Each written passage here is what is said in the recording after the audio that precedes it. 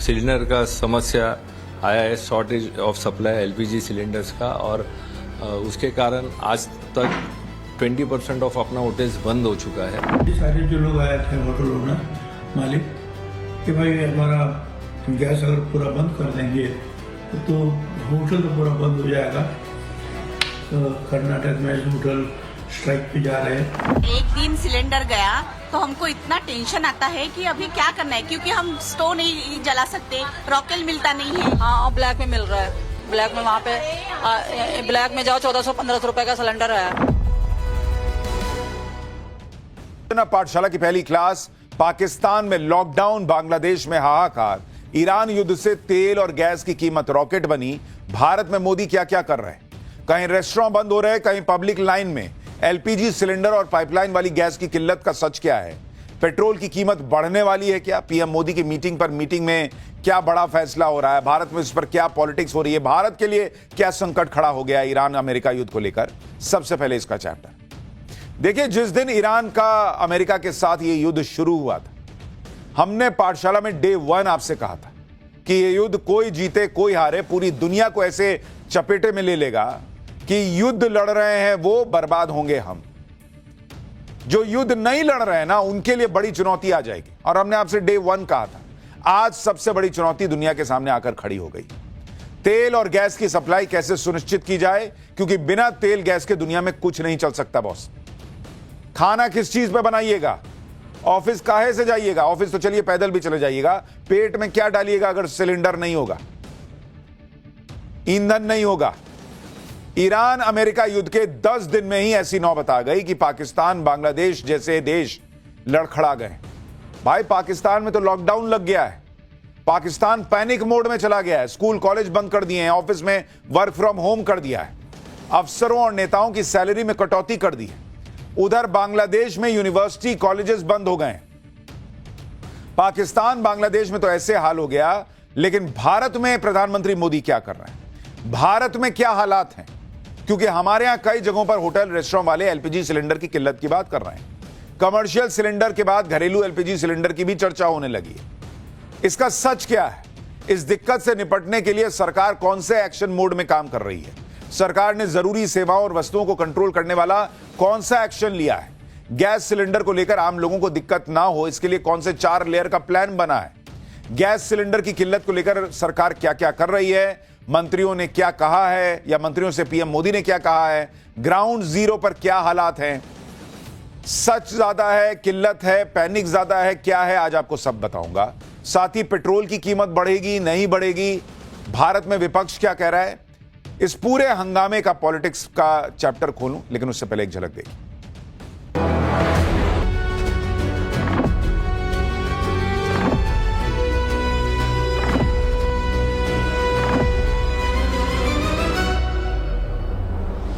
गुरुवार से ही हमें सिलेंडर का समस्या आया है, shortage of supply LPG cylinders का, और उसके कारण आज तक 20% ऑफ अपना होटल्स बंद हो चुका है। सारे जो लोग आए थे होटल ओनर मालिक कि भाई हमारा गैस अगर पूरा बंद कर देंगे तो होटल तो पूरा बंद हो जाएगा। तो कर्नाटक में होटल स्ट्राइक पे जा रहे हैं। एक दिन सिलेंडर गया तो हमको इतना टेंशन आता है कि अभी क्या करना है, क्योंकि हम स्टोव नहीं जला सकते, रॉकेल मिलता नहीं है। हाँ, ब्लैक में मिल रहा है। ब्लैक में वहाँ पे ब्लैक में जाओ 1400-1500 रुपए का सिलेंडर है। ईरान अमेरिका वॉर ने तेल के दामों में आग लगा रखी है, लेकिन सिर्फ तेल की बात नहीं है, गैस का भी बड़ा संकट दुनिया के सामने आकर खड़ा हो गया है। क्योंकि गैस की सप्लाई उस तरह से नहीं हो पा रही जिस तरह से पहले हो रही थी, और इससे हमारे सामने बड़ा चैलेंज आ गया है। इस चैलेंज से पीएम मोदी कैसे निपट रहे हैं, सरकार क्या कर रही है, यह सब आपको आगे बताऊंगा। पहले आप वो तस्वीरें देख लीजिए जो देश के अलग अलग हिस्सों से आ रही है। ईरान युद्ध को 10 दिन हो चुके हैं। 10 दिन तक तो भारत में कोई पैनिक नहीं हुआ, लेकिन अब कुछ कुछ तस्वीरें आ रही हैं जो बता रही हैं कि आगे चैलेंज बड़ा हो सकता है। अगर यह युद्ध ऐसे ही खिंचता रहा तो यह चैलेंज बढ़ जाएगा बॉस। जैसे आप देखिए कि हर जगह पर आज एलपीजी की बात हो रही है। कई जगहों से ऐसी तस्वीरें आई कि एलपीजी सिलेंडर के लिए लाइन लगने लग गई, लोग एलपीजी सिलेंडर की बातें कर रहे हैं। क्या कोई ऐसी किल्लत आने वाली है? लोगों के मन में पैनिक आ रहा है। सच क्या है इसके बारे में आपको डिटेल से बताऊंगा। लेकिन पहले यह देखिए कि एलपीजी को लेकर किस तरह की बातें लोग कर रहे हैं। ये तो परिस्थितियां ऐसी हैं जो एलपीजी के रिडक्शन हो रही है, प्राइसेस बढ़ रहे हैं, और जो सरकार पूरी तरह जिस तरह एनर्जी को लेके जो सीरियसनेस दिखानी चाहिए थी वो नहीं दिखा पा रही है। और जहां अमेरिका के कहने पे ये सरकार चल रही है, अमेरिका कहेगा इनसे तेल लीजिए तो आप लेंगे, अमेरिका कहेगा कि आप इनसे तेल नहीं लीजिए, इस देश से तेल लीजिए तो उस देश से लेंगे। तो ये कुल मिला के जिस तरह की विडम्बना इस पूरे देश के सामने है और जिस तरह की इनसिक्योरिटी देश सामना कर रहा है, ये केवल और केवल भारतीय जनता पार्टी की वजह। कई बार ऐसा हुआ है कि राहुल जी ने कुछ कहा और वो सच निकला। कई बार ऐसा हुआ है कि राहुल जी ने कुछ कहा और वो सच निकला।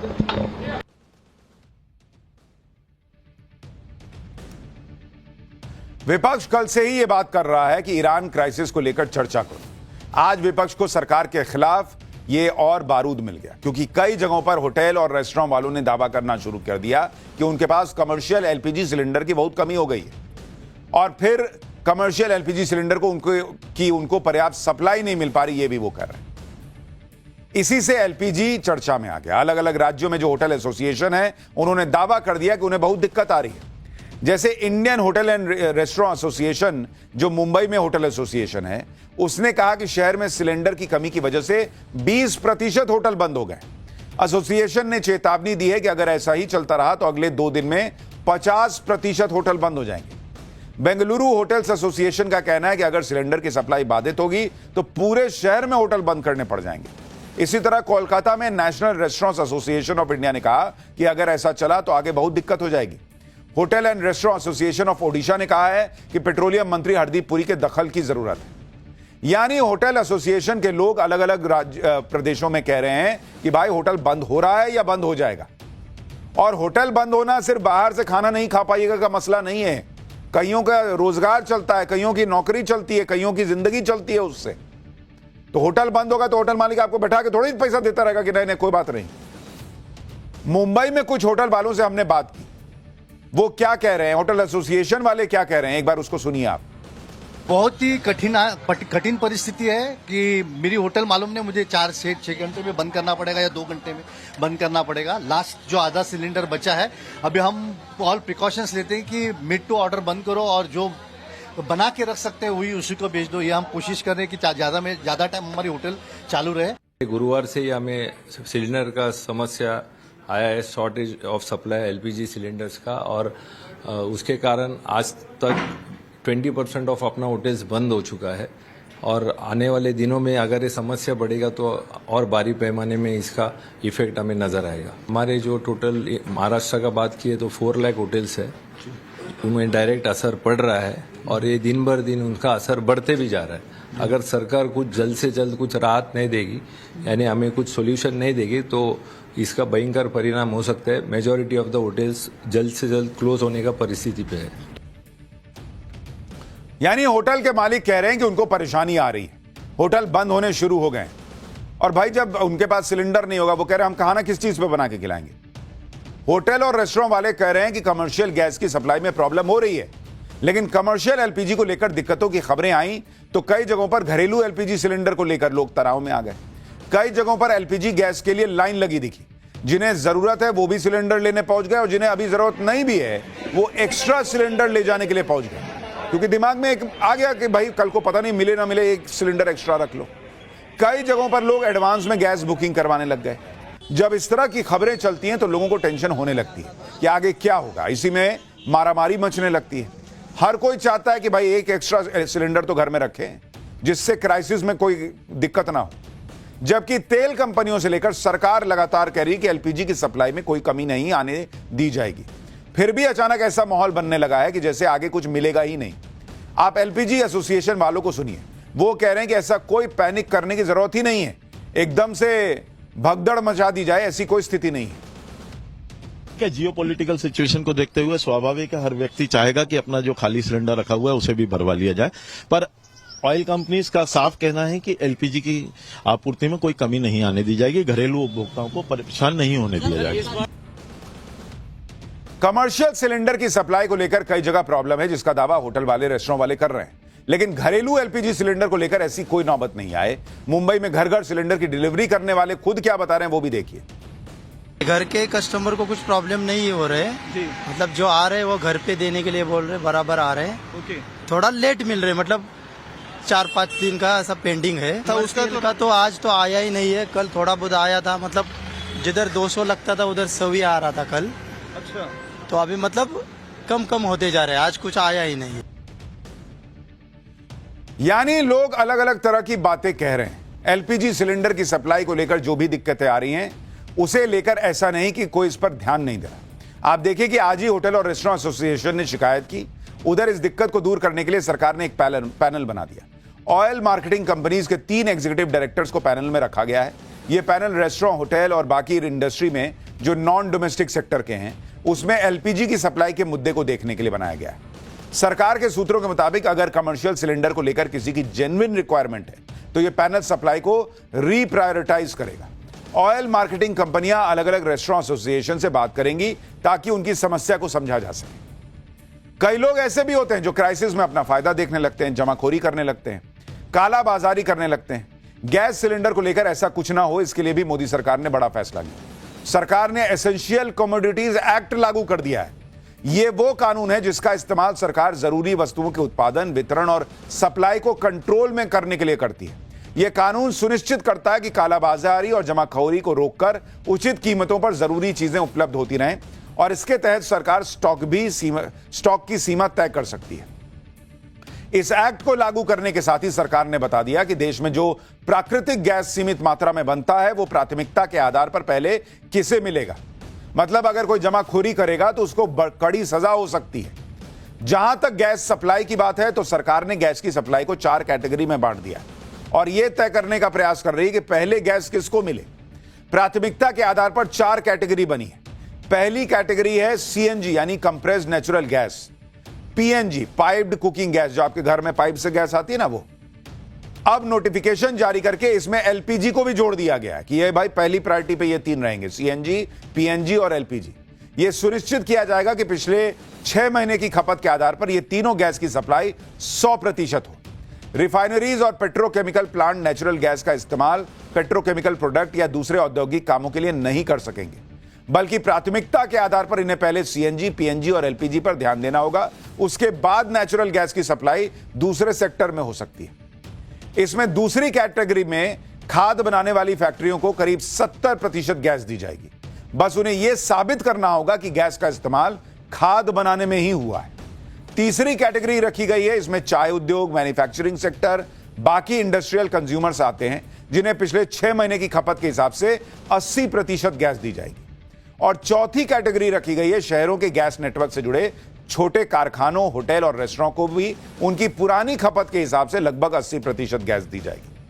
अगर इसके बाद भी पहली कैटेगरी को गैस की कमी होगी, मतलब घर में खाना बनाने वगैरह के लिए अगर दिक्कत हुई, तो बाकी इंडस्ट्री के कोटे को कम किया जाएगा ताकि पब्लिक को घर में दिक्कत ना हो और उसको सिलेंडर मिलता रहे, उसको गैस मिलती रहे। इसके लिए पेट्रोकेमिकल प्लांट्स, पावर यूनिट्स और हाई प्राइस्ड गैस कंज्यूमर्स को होने वाली सप्लाई पर कैंची चलेगी। ईरान वॉर से जो चैलेंज आया है उससे निपटने के लिए पीएम मोदी खुद भी लगातार लगे हुए हैं।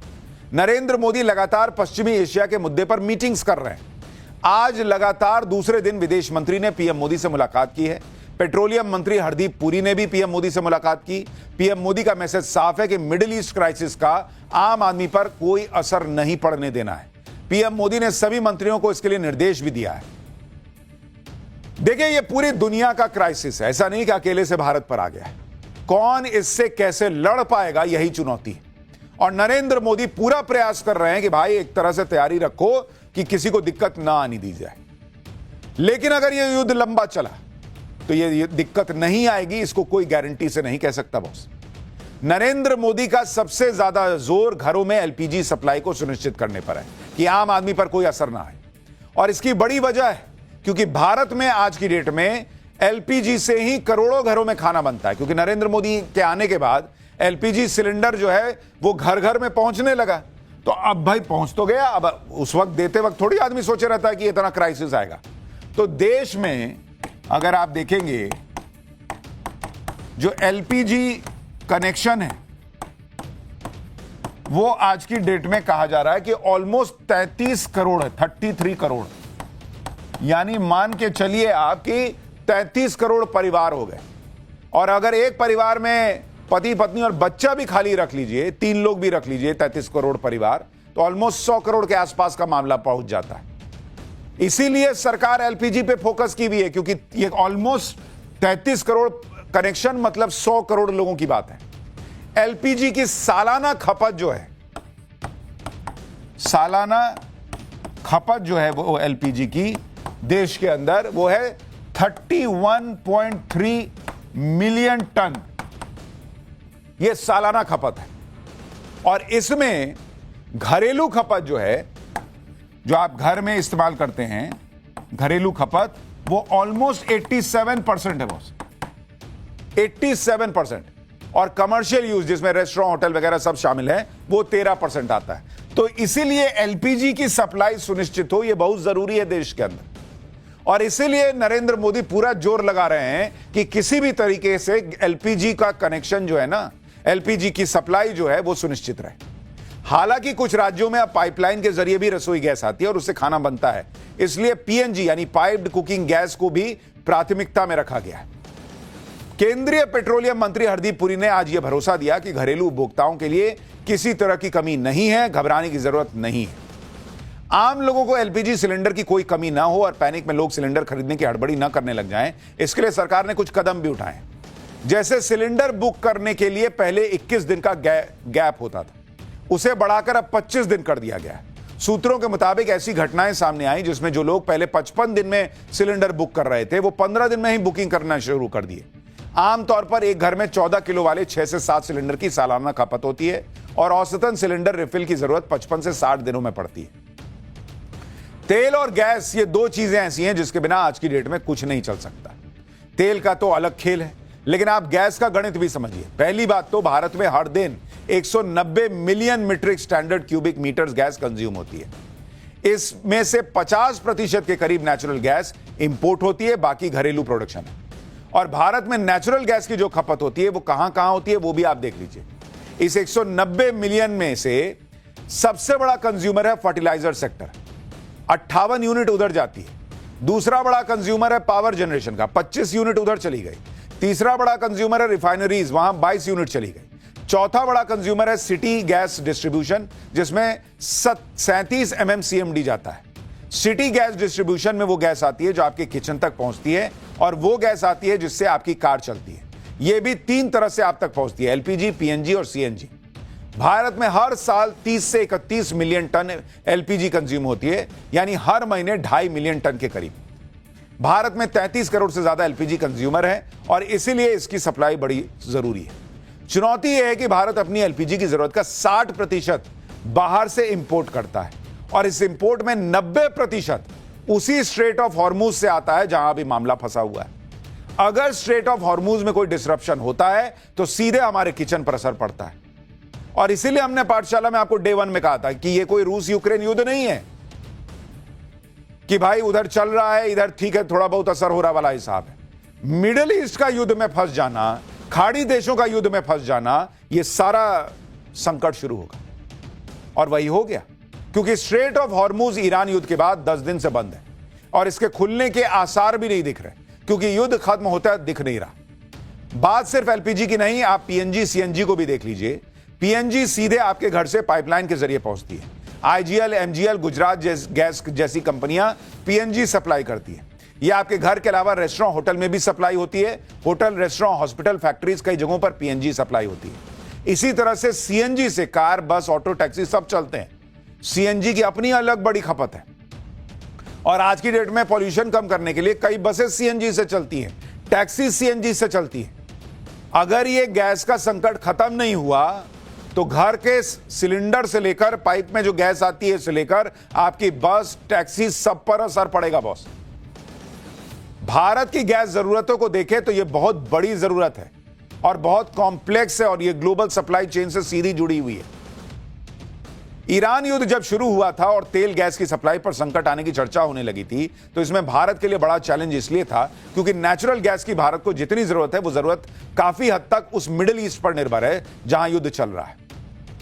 भारत अपने लिक्विफाइड नेचुरल गैस यानी एलएनजी के इंपोर्ट के लिए 5 देशों पर सबसे ज्यादा निर्भर है।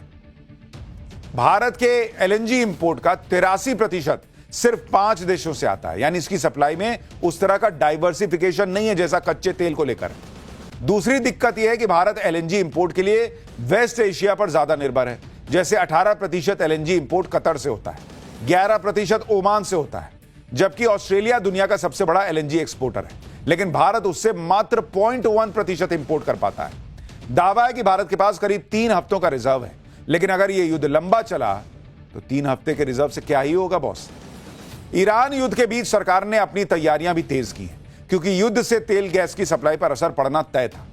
आज जब एलपीजी सिलेंडर को लेकर इतनी चर्चा हो रही है तो सरकार के सूत्रों का दावा है कि ऑयल रिफाइनरी में एलपीजी का प्रोडक्शन 10% बढ़ गया है। सरकार का कहना है कि भारत की स्थिति कई देशों से बहुत अच्छी है।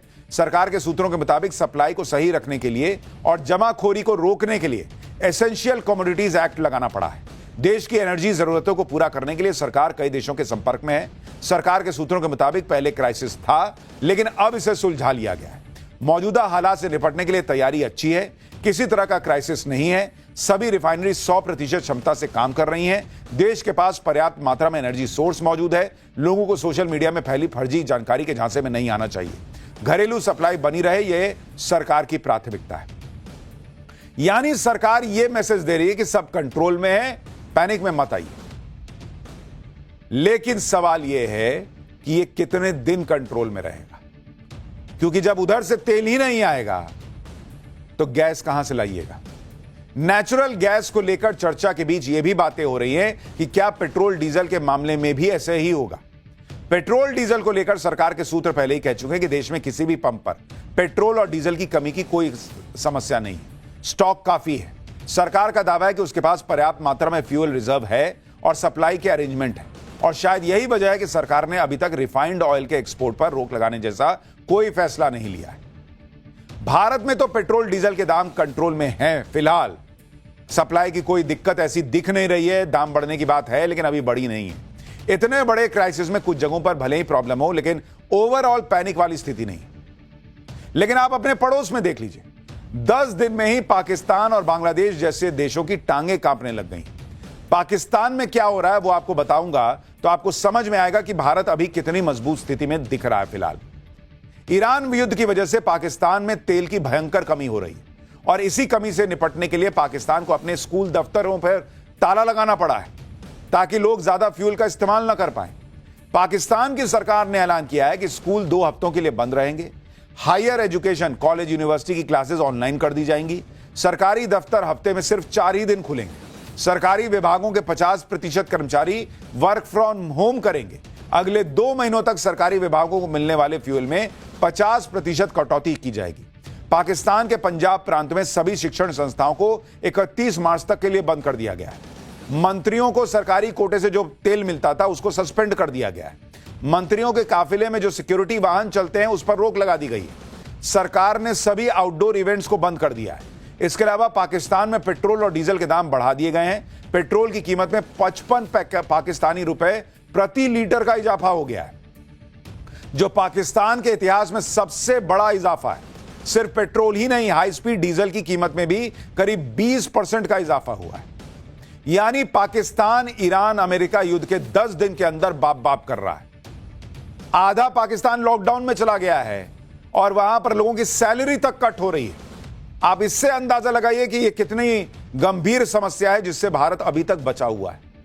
पाकिस्तान के साथ साथ बांग्लादेश में भी पैनिक है बॉस। बांग्लादेश में भी यूनिवर्सिटीज, कॉलेजेस बंद करने पड़े। बांग्लादेश को थोड़ी राहत तब मिली जब भारत ने उसे हजारों टन डीजल की सप्लाई की। भारत ने बांग्लादेश को 5000 टन डीजल की सप्लाई भेजी है।